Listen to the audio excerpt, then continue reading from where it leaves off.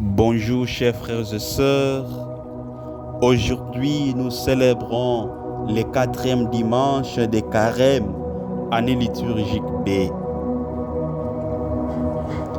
Chers frères et sœurs, les lectures de ces dimanches, particulièrement la première lecture tirée du 2e livre des Chroniques chapitre 36, versets 14 à 16, 19 à 23, nous invite à éviter toutes sortes des abominations qui ne glorifient pas notre Seigneur Jésus-Christ et à rester fidèles dans notre vie chrétienne. Nous voyons dans ces chapitres comment tous les chefs des prêtres et du peuple multipliaient les infidélités en imitant toutes les abominations des nations païennes.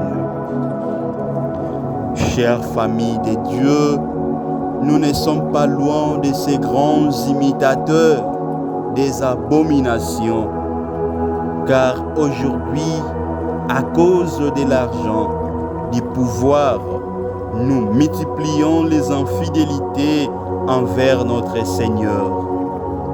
Faisons juste l'introspection et nous allons comprendre qu'aujourd'hui, nous sommes prêts à tout imiter pour satisfaire nos égos. Surtout avec la mondialisation et l'arrivée des réseaux sociaux, beaucoup de jeunes commencent à imiter les no-sens, les abominations, au lieu et place d'imiter Jésus, le Fils de Dieu qui s'est livré pour nous. Dieu se révèle aujourd'hui comme un Dieu patient et miséricordieux qui ne veut pas la mort d'un pécheur. C'est pourquoi ces temps de carême nous donnent l'opportunité de nous convertir et croire à la bonne nouvelle. Oui, bien sûr, imiter Jésus, c'est faire ce que l'Évangile nous recommande, faire le bien et éviter le mal, accepter Jésus comme Seigneur et Sauveur, s'oublier pour le bien des autres, travailler pour Dieu, promouvoir les valeurs chrétiennes, restaurer la justice dans ce monde qui souffre des injustices.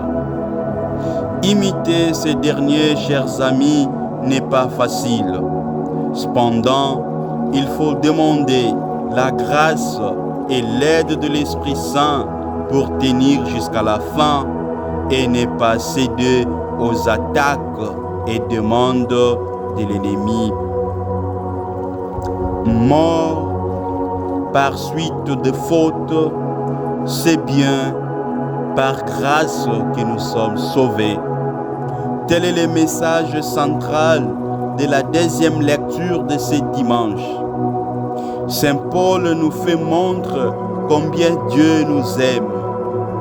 Malgré nos fautes, il est riche à bonté et plein de miséricorde. Là où le péché abonde, la grâce surabonde. Voilà pourquoi nous ne devons pas avoir peur de nous approcher de Dieu. Il est toujours disponible pour nous écouter, pour nous consoler, pour nous donner la paix, la solution dans nos différents problèmes. Je prie que la grâce et la bénédiction de Dieu ouvrent tout ce qui ne marche pas dans ta vie, afin que tu témoignes la grandeur de Dieu dans ta vie. Dans l'évangile de ces jours, Saint Jean nous fait montre qu'il n'y a que la vie en Jésus-Christ.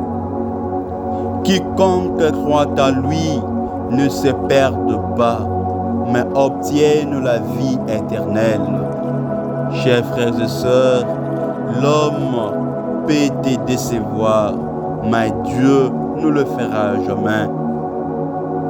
Croire en Jésus, c'est accepter la lumière tu es venu dans le monde. C'est devenir fils et fille de la lumière. Notre regard doit toujours être fixé vers Jésus. Regarder Jésus sur la croix, c'est un acte de foi, c'est-à-dire l'adorer.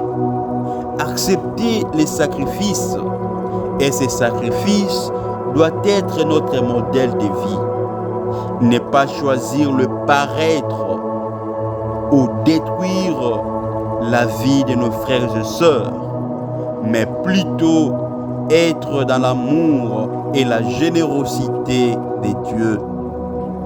Notre vie doit refléter que nous sommes les disciples de Jésus, les fils de Dieu, le Messie, les sauveurs de l'humanité. Car le monde d'aujourd'hui n'a pas besoin de ceux qui parlent beaucoup, mais plutôt de ceux qui pratiquent ce qu'ils disent. Nous, chrétiens, nous sommes conviés à éclairer là où les ténèbres battent son record. Nous sommes les artisans de paix. Nous devons travailler pour que la paix règne dans ce monde. Malheureusement, certains chrétiens sont ceux qui divisent les gens dans le milieu du travail, à l'école, à l'université.